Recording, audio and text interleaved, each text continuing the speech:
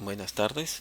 El día de hoy vamos a hablar sobre el tema restricción de crecimiento intrauterino. Bueno, este tema es un tema que tiene muchas formas de definirlo. Existen muchos estudios que se han hecho sobre este tema. En realidad, existen varias escuelas en las cuales se han encargado de realizar este tipo de investigación acerca de este tema. Hemos tratado de centrar un poco lo que es más común, más fácil y lo que es más conocido en este momento, ¿no? Empezaremos entonces con la primera presentación. Bueno, esto es lo que vamos a desarrollar el día de hoy. Vamos a hablar sobre la definición, clasificación, factores de riesgo asociados al RCIU, diagnóstico, el uso de la ecografía Doppler en el diagnóstico de restricción del crecimiento intrauterino y el tratamiento sugerido en cuanto a esta escuela que vamos a ver.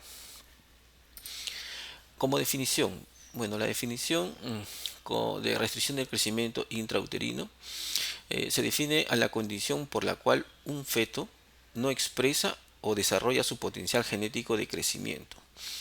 Eh, en términos operativos, existe un consenso en incluir como grupo de estudio de RCIU a todos aquellos fetos cuyo percentil de crecimiento sea menor a 10 en unas escalas de medición que se tiene en forma ecográfica y también subclasificándolos en diferentes categorías según su fisiopatología y severidad.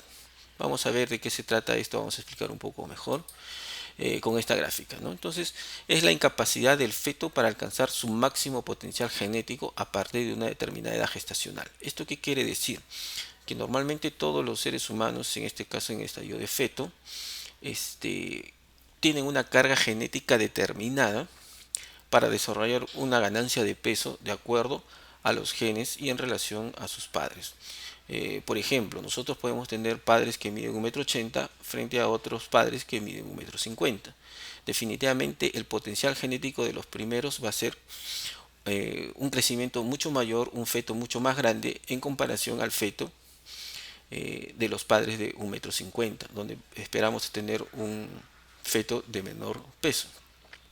Eso quiere decir desarrollo de su máximo potencial genético. Si yo tengo padres de 1,80 m, no espero tener fetos pequeños, sino fetos grandes. Si estos fetos no logran desarrollar su máximo potencial genético que está determinado, estamos hablando de una restricción del crecimiento intrauterino. Y la forma de catalogarlo, de medirlo, de establecerlo, es cuando se establece un crecimiento por debajo del percentil 10, de acuerdo a cada curva de los países, ¿no? Eso sí está bien claro porque es mejor comparar estos percentiles de crecimiento con curvas que se realizan para cada población de diferentes razas. Por ejemplo, la raza caucásica, uno espera tener fetos más grandes frente a la raza asiática, por ejemplo, que definitivamente los fetos o las curvas de crecimiento de esa población va a ser mucho menor. Basados en las diferentes recomendaciones internacionales, los fetos que presentan uno o varios de los siguientes parámetros son considerados como unos casos sospechosos de RCIO. En este caso vamos a ver cuándo nosotros podemos decir o podemos sospechar que se trata de individuos o fetos que son considerados o sospechosos de una restricción del crecimiento intrauterino. Como primer punto veremos el crecimiento fetal por debajo del percentil 10. Eso lo hemos conversado ahorita. Ese es el más conocido, el más establecido que tenemos en estos momentos, ¿no? Es cuando está por debajo del percentil 10 para la edad gestacional. Conforme avanza la edad gestacional, el peso también va variando, ¿no? Y que tiene signos de compromiso fetal que incluyen anormalidades de la circulación fetoplacentaria identificadas por una ecografía Doppler, disminución del líquido amniótico o alteraciones en las pruebas de bienestar fetal, es decir, un perfil biofísico fetal, un monitoreo no estresante, por ejemplo el NST, ¿no? Entonces, en conclusión, cuando hacemos una evaluación ecográfica y el ponderado de este feto está debajo del percentil 10 y tiene algún compromiso adicional, estaríamos hablando de un sospechoso de RCIU como primer parámetro. Como segundo parámetro también podríamos sospechar en fetos con un peso inferior al percentil 3, ya no es 10, sino 3, para la edad gestacional calculado por ecografía. En este caso solamente consideramos el percentil 3, ya no consideramos otras patologías. Basta que esté debajo del percentil 3 para considerar que se trata de un paciente con RCIU o un feto con RCIU. Como tercer punto vemos un feto con una circunferencia abdominal por debajo del percentil 2.5 para la edad gestacional, sin alteraciones de otros parámetros biométricos. Es decir, ecográficamente, cuando hacemos una ecografía obstétrica, nosotros hacemos básicamente 4 mediciones: a nivel de la cabeza, el diámetro biparietal y la circunferencia cefálica; a nivel abdominal, la circunferencia abdominal; y a nivel del muslo, la longitud del fémur. Estas 4 mediciones nos va a dar un ponderado establecido, y también cada una de estas mediciones tiene su rango de normalidad.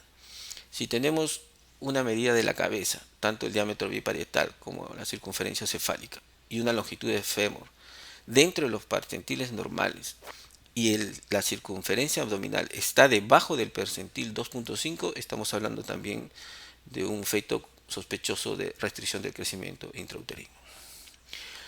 Una consideración especial es acerca de los fetos pequeños, ¿no? Un feto pequeño para la edad gestacional es aquel cuyo peso fetal está entre el percentil 3 y 10 y muestra una valoración anatómica por ultrasonido normal y presenta pruebas de bienestar fetal normales. Es decir, tenemos fetos que tienen menos del percentil 10, pero más del percentil 3 y no tienen ninguna alteración, ninguna consideración ecográfica que nos demuestre que hay algún problema mayor. No hay oligohidramios, no hay malformaciones, no hay alteración del Doppler. En este caso solamente tenemos un feto que está debajo del percentil 10 pero encima del percentil 3. Y en este caso estaríamos hablando de lo que se llama feto pequeño para la edad gestacional. Algunos le llaman feto constitucionalmente sano. En cuanto a la clasificación, fisiológicamente se debe diferenciar a los fetos constitucionalmente pequeños, lo que estábamos hablando, que serán denominados pequeños para edad gestacional. Es decir, primero tendríamos que determinar o tratar de aseverar los pequeños para edad gestacional o los llamados constitucionalmente pequeños, ¿no? Esto debemos diferenciarlo de aquellos cuyo potencial genético de crecimiento se han visto ilimitado, o sea, patológico, es decir, un RCIU, ¿no? Estos fetos ya denominados RCIU hay que diferenciarlos de estos pequeños sanos. Ya dimos los parámetros anteriormente de cuáles deberían ser. De este grupo patológico que ya hemos determinado, se debe diferenciar entre el secundario a insuficiencia placentaria y los secundarios a daño fetal o placentario intrínseco, como genopatías o infecciones. Es decir, una vez que nosotros hemos clasificado a un feto como RCIU, es decir, ya es patológico, no es un pequeño sano, debemos diferenciar en este grupo patológico, en este grupo con RCIU, cuál dependen de una insuficiencia placentaria, es decir, por circulación, o cuando dependen básicamente del problema fetal, es decir, hay alteraciones, malformaciones, dependiendo de cromosomopatías, genopatías o infecciones que pueden alterar al feto. Según eso vamos a ver una clasificación que es la más práctica y es la que más se usa en 3 categorías: un RCIU severo, un RCIU temprano precoz y un RCIU tardío. El RCIU severo son fetos que se encuentran con un peso ultrasonográfico estimado por debajo del percentil 3, es decir, la condición es que esté debajo del percentil 3 para el ponderado fetal. Esta clasificación de los RCIU severos tienen peor pronóstico y aumento en la morbilidad y mortalidad perinatal. Es decir, es tanto su depresión, es tanto la carencia fetal, que sí tiene una alta mortalidad perinatal. El RCIU temprano precoz, ya utilizando las características diagnósticas, son de aparición antes de la semana 32 de gestación y se ha encontrado relación estrecha con la prematuridad, preeclampsia y alteraciones a nivel placentario. Estas son básicamente las principales causas de por qué puede aparecer un RCIU en forma temprana, es decir, antes de las 32 semanas. Y un RCIU tardío es la forma más frecuente, aparece después de la semana 32 y se encuentra también asociado a enfermedad placentaria, es decir, insuficiencia placentaria, pero en menor grado que el grupo de RCIU temprano. Más insuficiencia placentaria se ve en estos pacientes o estos fetos que tienen menos de 32 semanas. Los RCIU tempranos o precoces los casos de inicio precoz tienden a ser más severos, como habíamos dicho, ¿no? Si empieza más temprano la carencia de ganancia de peso, el compromiso es mayor, el problema es más severo, ¿no?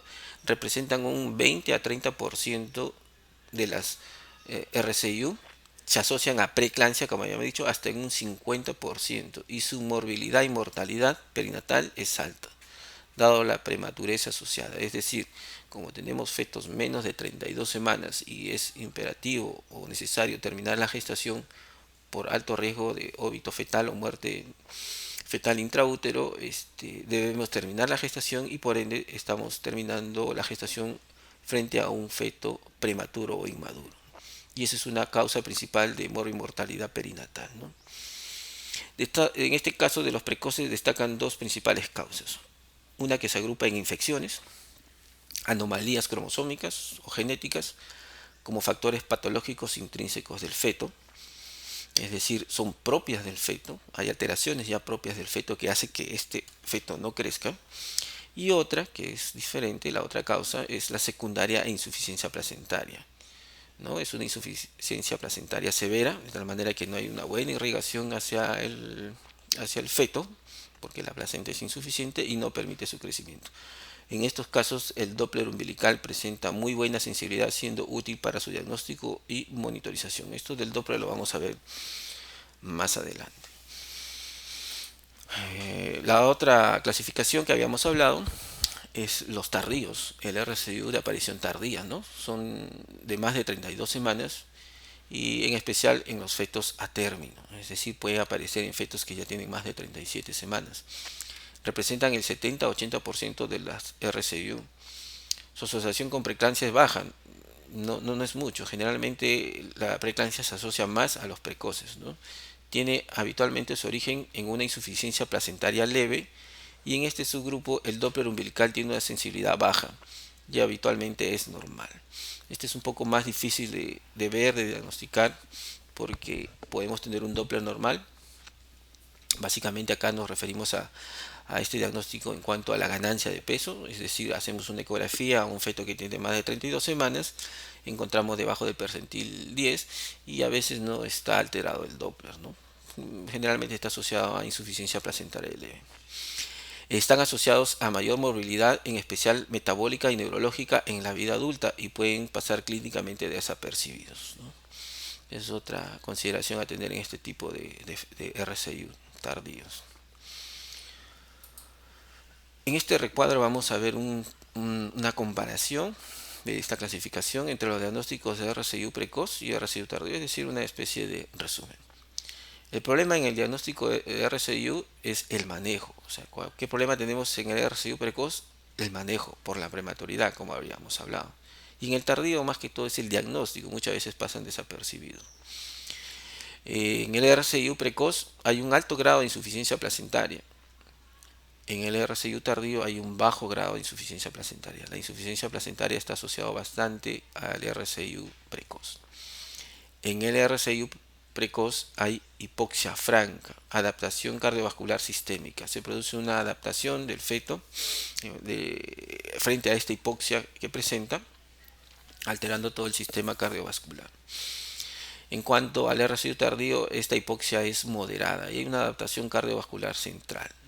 El corazón es el que generalmente desarrolla la compensación frente a esta hipoxia, produciendo en un inicio taquicardia, que va a compensar esta hipoxia, en este caso moderado. En el RCIU precoz, el feto es inmaduro con tolerancia hipóxica alta, ¿no? El feto maduro en el tardío tiene una tolerancia hipóxica baja, escaso o no la historia natural. Bueno, esta es una comparación donde vemos que tal vez los RCIU precoz se van a tolerar más la hipoxia alta frente a los RCIU tardíos. El precoz tiene baja prevalencia pero alta mortalidad y morbilidad. Como dijimos, no es tan frecuente, pero por la prematuridad tiene una mortalidad y morbilidad alta.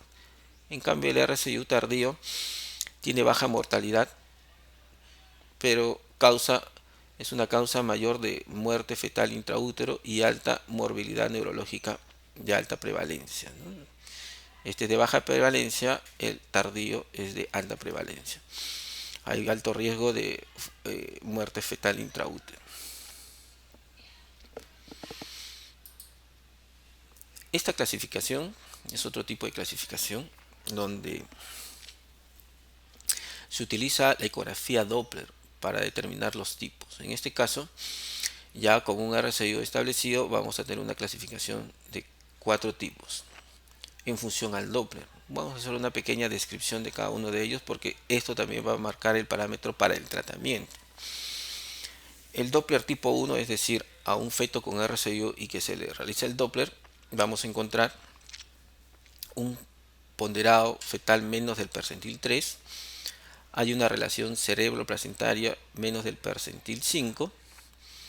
Hay la arteria umbilical, el IP, el índice de pulsatilidad de la arteria umbilical está sobre el percentil 95. El índice de pulsatilidad de la arteria cerebral media es menor del percentil 5. Y el índice de pulsatilidad de las arterias uterinas es mayor del percentil 95. Estas alteraciones o estas percentiles indican alteraciones ya de los resultados. Siempre vamos a valorar el IP, el índice de pulsatilidad, tanto de la arteria umbilical, de la arteria cerebral media y de las arterias uterinas. El Doppler tipo 2, acá tenemos por ejemplo un ponderado fetal menos de percentil 10 con algunas de las siguientes alteraciones: un flujo diastólico ausente en la arteria umbilical, un flujo diastólico reverso en el istmo aórtico. También son dos parámetros ecográficos del Doppler para poder determinar si se trata del tipo 2. El tipo 3 también tiene un percentil menor de 10 en cuanto al ponderado fetal, pero ya hay un flujo diastólico reverso en la arteria umbilical. Y acá hay un IP, un índice de pulsatilidad del ductus venoso mayor del percentil 95. Son valores que ecográficamente se puede determinar. Y el Doppler tipo 4 también es un percentil menor de 10, pero que cumple uno de los siguientes requisitos: un registro cardiotocográfico patológico, es decir, un test, un monitoreo electrónico fetal tipo test estresante o no estresante, y un flujo diastólico reverso del ductus venoso. En este caso ya el ductus venoso es el que está totalmente alterado, el flujo es reverso. Eso lo vamos a explicar cuando hablemos de la parte doble, pero este es para ver este tipo de clasificación, las características, y más adelante vamos a ver el manejo. ¿Qué factores de riesgo pueden estar asociados a la presencia del RCIU? En este caso vamos a ver básicamente 3 factores de riesgo asociados a, por ejemplo, factores maternos, factores fetales o factores placentarios. En cuanto a los factores maternos, se ha visto que está asociado, como ya hemos dicho, a trastornos hipertensivos, la preeclampsia y la hipertensión crónica complicada con preeclampsia se han asociado con un aumento de hasta 4 veces el riesgo de obtener fetos pequeños para la edad gestacional. Este es básicamente el mayor patología asociada a la gestación, que está bien ligada a lo que es una restricción del crecimiento intrauterino. Todos los trastornos hipertensivos de la gestación, preeclampsia, preeclampsia sobreagregada, hipertensión crónica. En cuanto a factores maternos, también tenemos trastornos autoinmunes, principalmente aquellos en los que hay compromiso vascular. Básicamente el más conocido es el síndrome de anticuerpos antifosfolipídicos, ¿no? Está asociado a generalmente enfermedades del colágeno tipo lupus eritematoso sistémico, o puede ser primario. A veces solamente es la presencia del síndrome de anticuerpos antifosfolipídicos. Esta patología, como conocemos, tiene una alteración vascular mayor y puede producir y puede estar asociado no solamente a residuos, sino también a abortos espontáneos, óbitos fetales y en este caso a restricción del crecimiento intrauterino. Trombofilias de la mamá, también la más estudiada ha sido el polimorfismo relacionado con el factor 5 de Leiden. Es una definición también que tienen en la bibliografía. El estilo de vida materno, el consumo, por ejemplo, de sustancias psicoactivas, el consumo de cigarro, alcohol y cocaína definitivamente están asociados a la presencia de restricción del crecimiento intrauterino. También hay estudios que han establecido la asociación de RCIU con trastornos del ánimo de la paciente, ¿no? Por ejemplo, pacientes que se encuentran en depresión, se ha visto que hay relación con RCIU, tal vez comprometiendo la ingesta materna, el mismo sedentarismo o la falta de ganas de hacer las cosas hacen que también repercute en el feto eh, para desarrollar una restricción del crecimiento intrauterino. Algunos fármacos, incluidos están los medicamentos antineoplásicos, anticonvulsivantes tipo fenitoína, por ejemplo las pacientes que tienen epilepsia, pueden tomar este tipo de anticonvulsivantes, es frecuente ver eso en pacientes, pueden estar asociados a restricción del crecimiento intrauterino, beta bloqueadores y esteroides tipo corticoides en pacientes que tienen problemas crónicos, ¿no? Tipo artritis reumatoidea, tipo lupus eritematoso sistémico, que son de necesidad de uso corticoides de forma permanente, también está asociado a restricción del crecimiento intrauterino. Definitivamente la desnutrición, dependiendo de la severidad de la deprivación de nutrientes en la madre y el trimestre en que se presentan, serán los resultados sobre el crecimiento fetal. Si una paciente no tiene una adecuada ingesta de alimentos, eso va a repercutir en el feto y va a producir una restricción en su crecimiento, es decir, no va a desarrollar todo su potencial de crecimiento. También es una causa, un factor asociado a la presencia de RCI. En cuanto a factores fetales, tenemos básicamente las aneuploidías, es decir, problemas cromosómicos. Aproximadamente el 7% de los casos de restricción del crecimiento intrauterino se han asociado con aneuploidías, ¿no? La aparición temprana de restricción del crecimiento se ha asociado con trisomía 18 y 13, inclusive del 21. Los 18 y 13 son patologías que no son compatibles con la vida. Generalmente llegan a producirse un óbito o cuando nacen el desenlace es próximo, el desenlace fatal. Pero la trisomía del par 21 sí tienen pronóstico de sobrevida y también se ha observado que hay presencia de restricción del crecimiento intrauterino en estas patologías cromosómicas. Malformaciones, ¿no? Más del 22% de los recién nacidos con malformaciones congénitas cursan con RCU. Las malformaciones que más se encuentran relacionadas con RCU son las cardíacas. Definitivamente no hay una buena oxigenación, buen paso de la sangre oxigenada y con nutrientes hacia el resto del cuerpo del feto y va a producir una restricción del crecimiento intrauterino. Por ejemplo, la tetralogía de Fallot, corazón izquierdo hipoplásico, estenosis pulmonar y defectos del septo ventricular, es decir, cardiopatías severas. La anencefalia es otro tipo de malformación y defectos de la pared abdominal, tipo gastrosquisis, tipo problemas de onfalocele. Todo esto también está asociado a restricción del crecimiento intrauterino como factores fetales, ¿no? Infecciones perinatales, definitivamente, si hay una infección, la mamá tiene una infección, también se puede desarrollar RCIU, contribuyen con aproximadamente el 5 al 10% de los casos cuando se trata de infecciones intrauterinas de origen viral. Por ejemplo, la rubiola es el más conocido, el más estudiado, citomegalovirus, VIH, varicela zoster, ¿no? Y de protozoarios tipo malaria, toxoplasmosis, son protozoarios en realidad e infecciones en general que pueden estar asociados a restricción del crecimiento intrauterino. La prematuridad, han encontrado asociación entre parto prematuro y RCIU. Gestaciones múltiples, aproximadamente hasta la semana 32 de gestación, las curvas de crecimiento fetal se mantienen similares en embarazos simples y múltiples. Posteriormente, los fetos de embarazo múltiple muestran tendencia a la restricción del crecimiento y dependiendo de la corionicidad, ¿no? 20% en bicoriales y 30% en monocoriales. ¿Qué quiere decir esto? Que una gestación múltiple tiene su curva de crecimiento dentro de los percentiles adecuados hasta los 9 meses, 40 semanas, y un embarazo gemelar, esa curva de crecimiento no va a ser la misma. Acá nos está diciendo que aproximadamente hasta las 32 semanas sí es equivalente una curva de crecimiento de un embarazo gemelar a una gestación única, pero a partir de esa edad gestacional se ve que normalmente dentro de lo que se espera encontrar, estos fetos no van a crecer a la par como si fuera uno solo. Y entonces a la larga se va a tener fetos de menor peso, pero acá habría que considerar que tal vez es necesario hacer curvas especiales para embarazos múltiples, para tener verdaderas curvas y no compararlos con las curvas de fetos únicos. Por tal motivo nos estaría dando percentiles de crecimiento menos del 10 y podríamos estar diagnosticando RCIO, ¿no? Y lo que dice finalmente la corionicidad, es decir, el número de placentas, cuando es bicorial, es decir, hay dos placentas, la relación de RCIO es solamente el 20%, y cuando es monocorial, es decir, es una sola placenta, hay un mayor porcentaje de presencia de RCIO, en este caso 30%. Otros factores de riesgo asociados son los factores placentarios, ¿no? Las principales entidades asociadas a RCIU en cuanto a los factores placentarios son la placenta previa, hay sangrados, infartos placentarios, vasculitis, arteria umbilical única, placenta circunvalada, inserción velamentosa del cordón, tumores placentarios, angiogénesis aberrante. Es decir, hay alteraciones que uno puede observar, sobre todo cuando nace el producto, el recién nacido.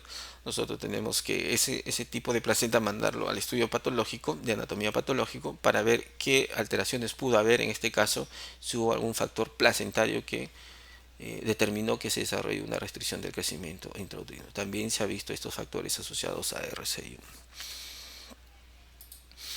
En cuanto al diagnóstico, acá sí tenemos que tomar en claro algunas cosas, ¿no?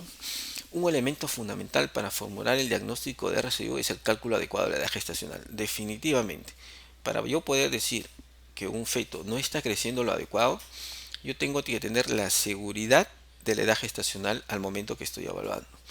Por ejemplo, si yo estoy evaluando a una paciente, le hago una ecografía y me sale 30 semanas de gestación por la biometría que le he hecho, por las medidas que acabo de hacer ese feto en ese momento, yo tengo que comparar esas medidas y ese peso que acabo de encontrar con la edad gestacional extrapolada al momento del examen.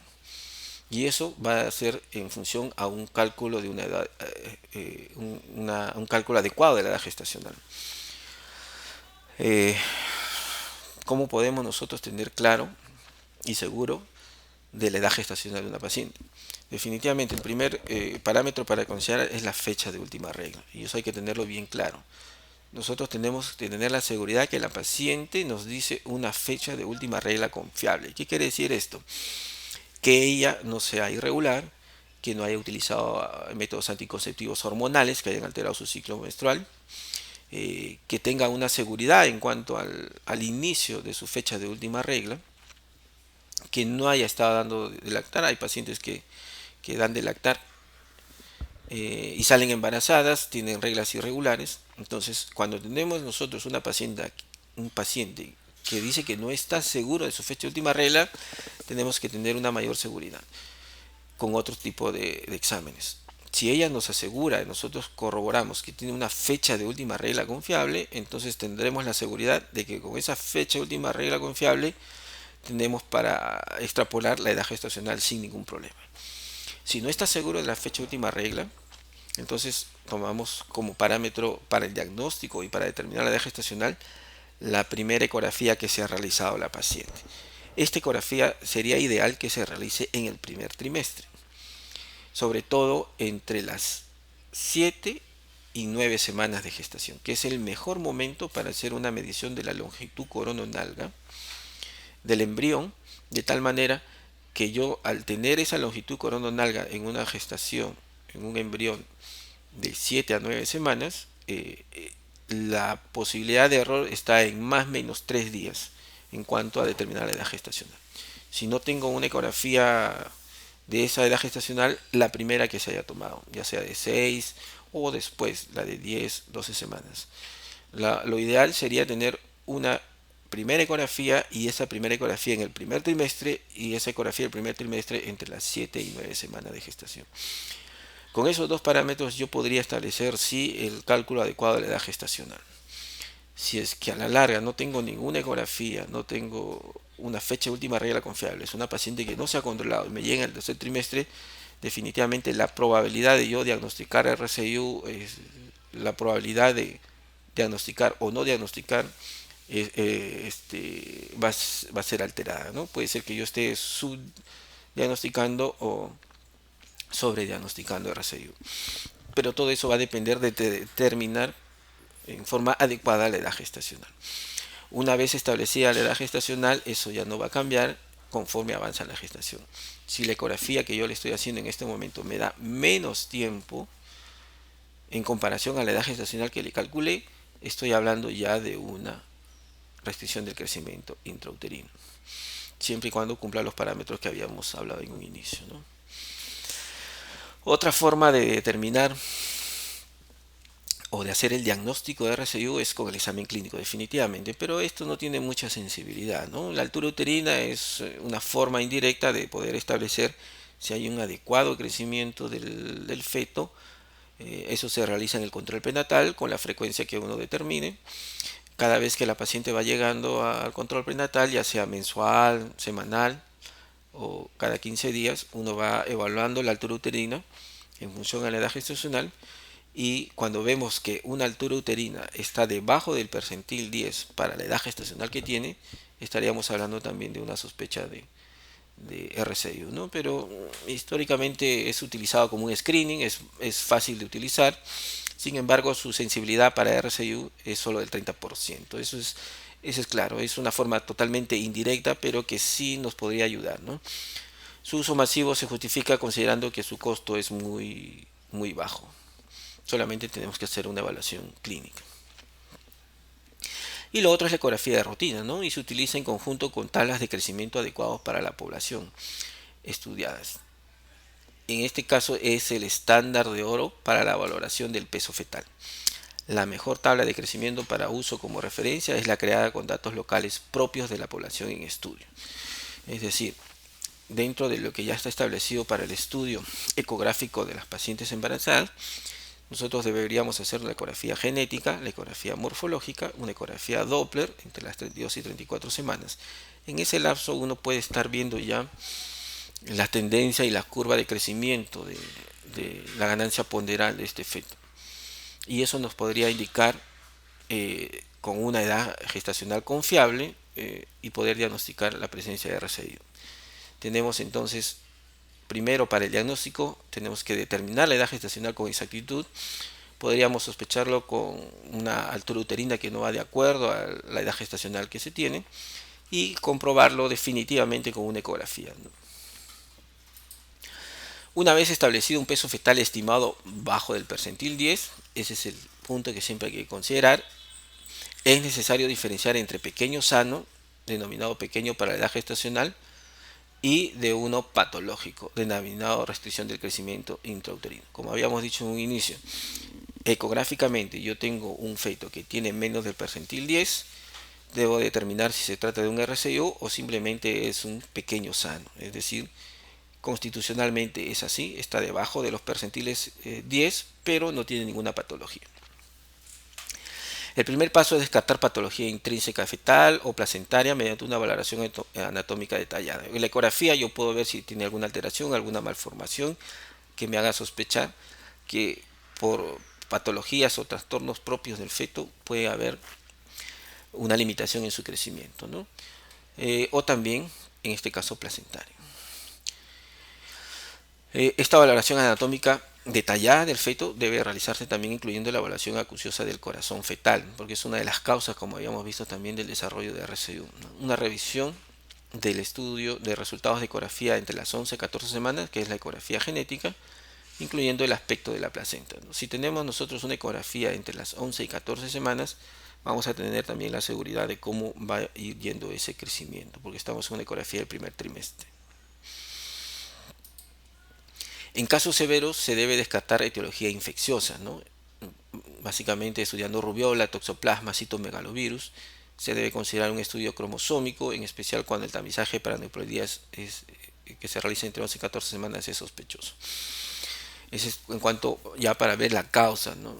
Tenemos pacientes que ecográficamente tienen debajo del percentil 10, tienen otras alteraciones, probablemente anatómicas, malformaciones, pueden ser causas intrínsecas del feto o pueden ser productos de infecciones. Para eso se puede pedir lo que clásicamente conocemos como TORCH. Vamos a avanzar para ver lo que es la ecografía Doppler. La ecografía Doppler habría que conocer acá algunos aspectos en cuanto a la circulación fetal. Nosotros sabemos que la placenta es el órgano que va a dar la oxigenación al feto. Tenemos la línea donde llegan a ver la zona de la irrigación que llega de las arterias uterinas, entran en contacto con los lagos venosos de la placenta y sale una vena umbilical, que es la que lleva la sangre oxigenada. Viene en esta zona, llega a nivel del hígado por el ductus venoso hacia la aurícula derecha. Esta sangre oxigenada pasa a la aurícula izquierda y de la aurícula izquierda eh, pasa a la aorta y de ahí se distribuye. Esta sangre desoxigenada que llega del corazón por la circulación fetal va a traer la sangre desoxigenada de las arterias umbilicales, que van a ser dos, y van a regresar por el cordón umbilical hacia la placenta. Entonces, esta circulación es la que vamos a tener en cuenta para el estudio del Doppler. En cuanto a la arteria umbilical ha sido el parámetro históricamente más utilizado en el manejo del RCU, por ser útil tanto en su diagnóstico para los casos severos como en el seguimiento, ¿no? Presenta un deterioro progresivo y predecible conforme disminuye la superficie de intercambio placentario, que va desde el aumento de la resistencia hasta el flujo diastólico ausente o reverso. ¿Esto qué quiere decir? Que la arteria umbilical, cuando uno hace un estudio Doppler, debe encontrar una forma de onda normal, que lo vamos a ver acá. Esta es la forma de onda normal de la arteria umbilical. Esta es la arteria umbilical, acá tenemos la placenta, todo lo que ven oscuro anecogénico es líquido, y este es el cordón umbilical. Se ha hecho un sistema de Doppler color donde se va a dibujar la arteria umbilical, se coloca el efecto Doppler y nos va a dar esta onda. Cada onda representa un latido fetal. El punto máximo es el punto de sístole, de contracción de sístole ventricular máximo del corazón fetal, y el punto más bajo es de diástole ventricular. Como ustedes ven, esta onda, esta forma de onda de la arteria umbilical es la normal. Siempre va a haber un punto máximo en la contracción y un punto mínimo en la diástole, pero siempre hay un pequeño espacio acá que se llama la reserva. Siempre va a haber la diástole, lo que llamamos diástole. No siempre va a haber un regreso total de la sangre. Hay un punto máximo y un punto mínimo. Esta es la zona de diástole. Siempre va a haber un flujo durante la diástole. Este es el flujo de sangre que hay en esa arteria. Hay un mayor flujo en la sístole y también hay un flujo menor, pero hay en la diástole. Esto nos representa esta gráfica. Cuando hablamos de un problema patológico, esta diástole, el flujo siempre va a haber acá, pero la diástole va a ser menor. Ya hay una disminución del flujo en diástole, ya no hay tanto paso, hay un paso pero mínimo, ya no debería ser mucho más, pero hay mínimo. Cuando la alteración es mayor, ya no hay nada, absolutamente nada. Llega la sístole, llega a pasar sangre, pero la diástole ya no pasa nada. Y cuando ya es muy severo, inclusive ya se regresa, ya no hay paso, ni siquiera nada, sino regresa. Esta es una diástole reversa. Estos son los 3 grados de alteración del flujo de la arteria umbilical. Una disminución del flujo de la sístole, una ausencia del flujo de diástole y una diástole reversa. Se regresa más bien la sangre por la arteria umbilical, ¿no? La arteria umbilical tiene un sentido, en ese sentido siempre debe pasar sangre con una presión determinada. Cuando disminuye esta presión, estamos hablando de disminución de la diástole. Cuando no hay presión, con cada contracción en la diástole se queda estancada. Y cuando ya es muy severo, se regresa la sangre por la arteria umbilical, ¿no? Esas son las patologías que uno puede ver en cuanto a alteración de la placenta. En cuanto a la arteria uterina, su principal utilidad radica en la predicción y orientación diagnóstica de RCIU, considerando que el eje central de la fisiopatología de la RCIU por insuficiencia placentaria se puede identificar a través de la resistencia del flujo, anormalmente elevado en las ecografías de screening. ¿Cuáles son las ecografías de screening? La ecografía genética, es decir, entre las 11 y 14 semanas, uno debe hacer una evaluación de las arterias uterinas. En la ecografía morfológica, entre 22 a 24 semanas, debería hacer una evaluación de las arterias uterinas, es decir, del flujo y el Doppler de las uterinas. Y entre las 32 y 34 semanas, que son las ecografías de screening. En estos 3 momentos yo puedo determinar y hacer una evaluación de la arteria uterina, y según lo que yo encuentro puedo determinar si este feto va a desarrollar en el futuro o tiene un alto riesgo de desarrollar en el futuro preeclampsia o restricción del crecimiento intrauterino. En este caso vamos a ver cómo en el momento de la invasión del trofoblasto, del sincicio trofoblasto, las células de trofoblasto deben invaden las lagunas y también las arterias. Esta invasión se va a determinar de esta manera. Esta es una placentación normal. Las células del trofoblasto deben invadir a las arterias espirales, ¿no? Son las arterias espirales, invaden su pared, su lumen, de tal manera que hacen que sean de diámetro mayor. Cuando la invasión no es total, no es correcta, o hay una alteración en la placentación o la invasión del trofoblasto, la invasión es limitada.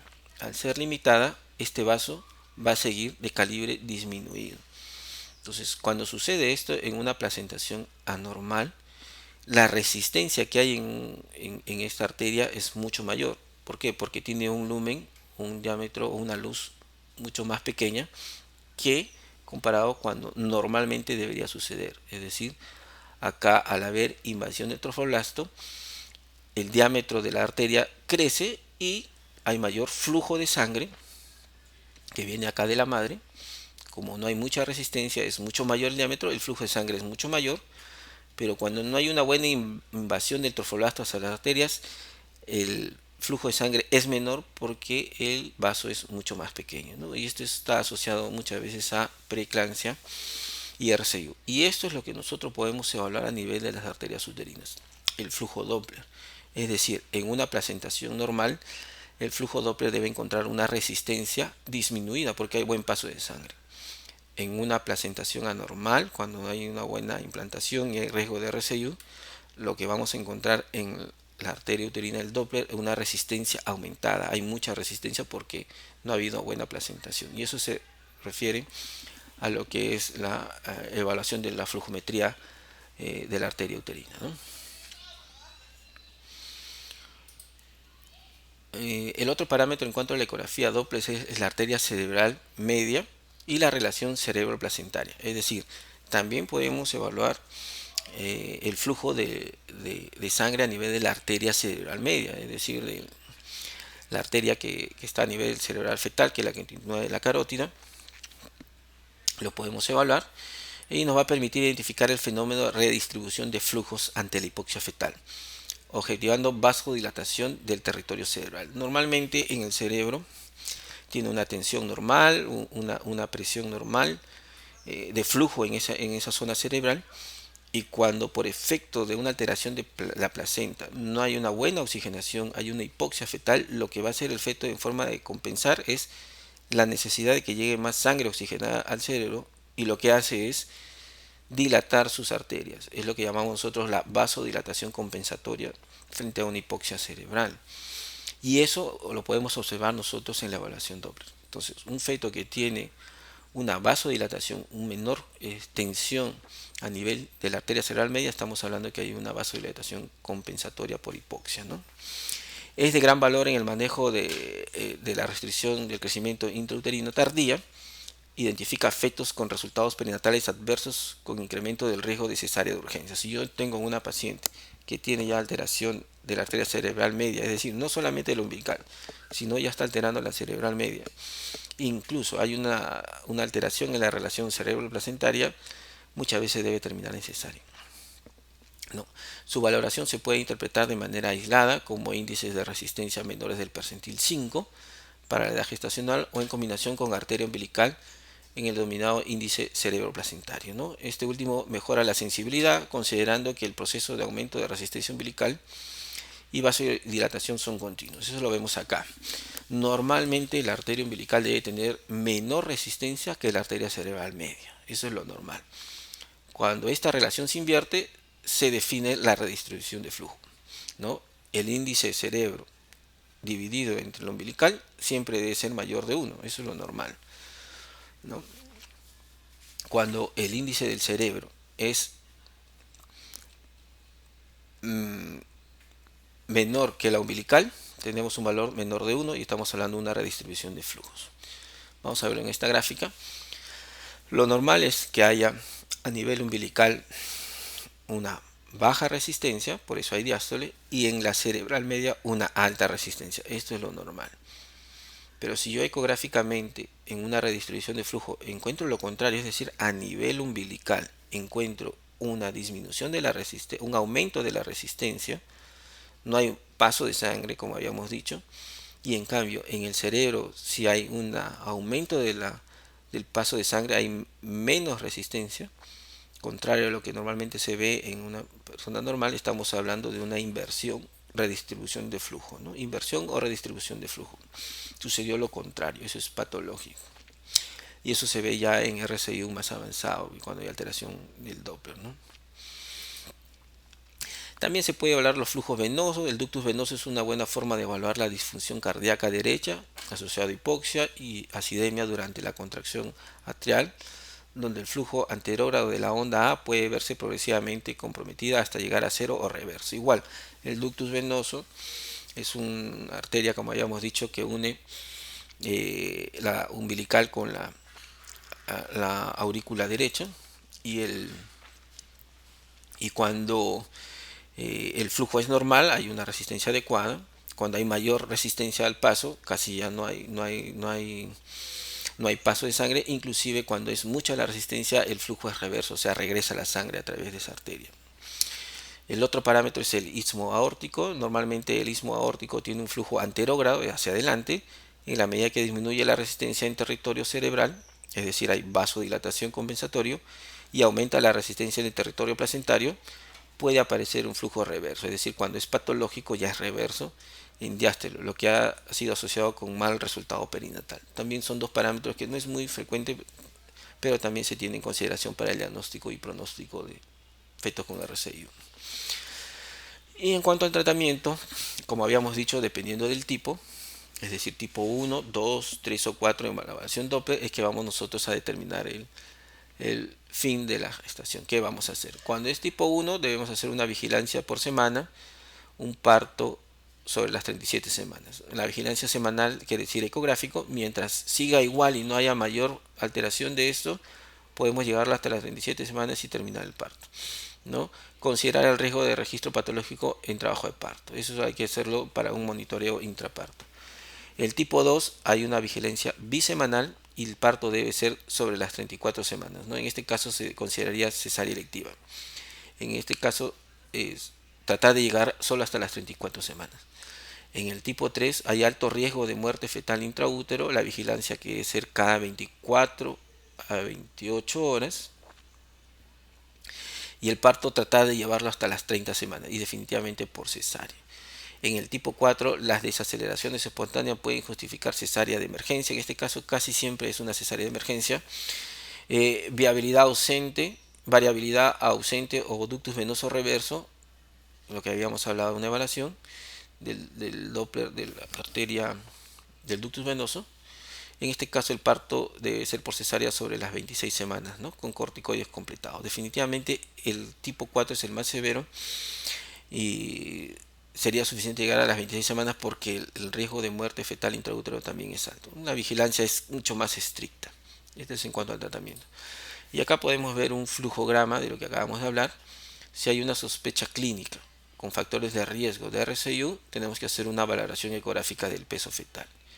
Tenemos los factores de hecho, una altura uterina disminuida, menos de lo que podemos encontrar. Factores de riesgo, por ejemplo, antecedentes, infecciones, de lo que habíamos hablado, consumos de narcóticos, alcohol, preeclampsia, a eso se refiere factores de riesgo. Y tengo una sospecha clínica, una valoración ecográfica. El peso me sale sobre el percentil 10, un seguimiento de rutina, no hay RCI. Me sale debajo del percentil 10, tengo que hacer una ecografía Doppler detallada y también una evaluación anatómica y de líquido amniótico. Si esta ecografía Doppler me sale normal, a pesar que está en el percentil 10, estamos hablando de un pequeño sano para la edad gestacional. ¿Qué hacemos con este bebito? Doppler cada 2 semanas y podemos llegar hasta las 40 semanas mientras el Doppler sea normal. Así esté de abajo del percentil 10 y el Doppler está normal, podemos llegar hasta las 40 semanas. Si esta ecografía Doppler me sale anormal, es decir, percentil menos del 10 con un Doppler anormal y tiene más de 37 semanas, finaliza la gestación porque es una gestación a término dependiendo del tipo. Si es tipo 1, podemos hacer una inducción del parto. Si es tipo 2, 3 o 4, debe terminar por cesárea. Si es menos de 37 semanas, es lo que habíamos hablado anteriormente, ¿no? Finalizar en semana 37 con un control semanal, puede ser con una inducción de parto. En el tipo 2, llegar hasta las 34 semanas, generalmente por cesárea. Una vigilancia cada 48 a 72 horas, es decir, cada 2 a 3 días. El tipo 3, un poco más severo, el control es cada día o cada 2 días, tratar de llegar hasta las 30 semanas y cesárea. Y el tipo 4, que es el más severo de todos, tratar de llegar hasta las 26 semanas, terminar por cesárea con una vigilancia de cada 12 o 24 horas. No, este es un algoritmo del manejo de fetos con RCI. Bueno, esta es la fuente de información para que ustedes puedan verlo. También está ahí de donde hemos tomado estas referencias para que ustedes lo consideren. Y terminamos con la exposición. Bueno, les agradezco su atención.